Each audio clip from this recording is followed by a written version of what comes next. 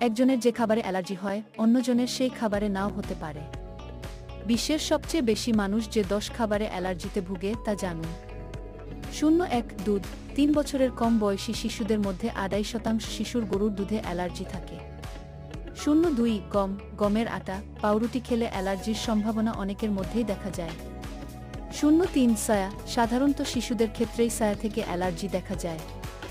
04 ডিম। অধিকাংশ শিশুই ডিমের অ্যালার্জিতে ভোগে। 05 ফল ও সবজি। বেগুন, গাজর, টমেটো থেকে অনেকেই অ্যালার্জির সমস্যায় ভোগেন। 06 ট্রি নাটস। কাজু, পেস্তা, আমন্ডে অনেকেরই অ্যালার্জি থাকে। 07 শেল ফিশ। চিংড়ি, কাঁকড়া জাতীয় খাবার থেকে অ্যালার্জি হয়। 08 চীনা বাদাম। শিশুদের মধ্যে প্রায় চীনা বাদামে অ্যালার্জি দেখা যায়। 09 মাছ, স্যালমন, টুনা জাতীয় মাছে অ্যালার্জি হয়। 10 সালফাইট। খাবারের রং নষ্ট